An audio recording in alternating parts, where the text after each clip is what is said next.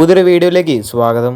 ISL 10ാം സീസണിലെ champions ആയിട്ടുള്ള Mumbai city FC ക്ക് വേണ്ടി മികച്ച പ്രകടനം പുറത്തെടുത്തിട്ടുള്ള ഒരു താരമാണ് ജോർജ് പെരേര ഡയാസ്. ഇന്നലത്തെ ഫൈനൽ മത്സരത്തിൽ മികച്ച പ്രകടനമായിരുന്നു ഈ ഒരു താരം കാഴ്ചവെച്ചിട്ടുണ്ടായിരുന്നത്. മത്സരത്തിൽ ഒരു ഗോളും ഡയാസിന് നേടാനായിട്ട് സാധിച്ചിട്ടുണ്ട്.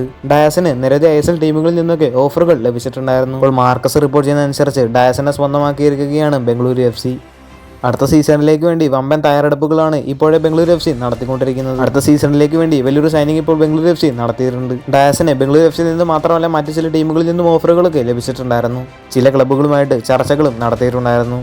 എന്നാൽ അവസാനം ബംഗളൂരു FC ആണ് ഡയാസിനെ സ്വന്തമാക്കുന്നത്. ഡയാസിനെ മാത്രമല്ല മറ്റു ചില വമ്പൻ താരങ്ങളെയും ബംഗളൂരു FC സ്വന്തമാക്കാനായിട്ട് ശ്രമിക്കുന്നുണ്ട് എന്നാണ് അറിയാൻ സാധിക്കുന്നത്.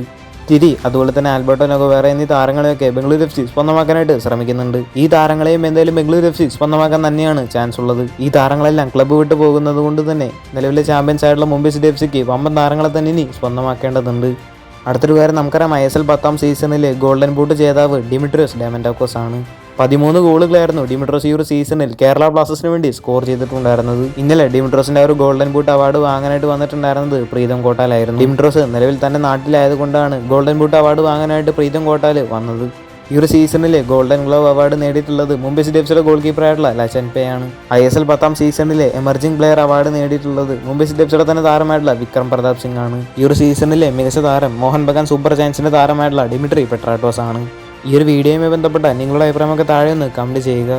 ISLുമായിട്ടും കേരള ബ്ലാസ്റ്റേഴ്സുമായിട്ട് ബന്ധപ്പെട്ട വാർത്തകളൊക്കെ അറിഞ്ഞായിട്ട് ചാനൽ സബ്സ്ക്രൈബ് ചെയ്യുക. അടുത്തുള്ള ബെല്ലൈക്കൺ ഓൾ ഓഫ് സ്റ്റാമ്പിൾ ചെയ്യാൻ മറക്കരുത്. അടുത്തൊരു വീഡിയോ എടുത്ത് നമുക്ക് വീണ്ടും കാണാം.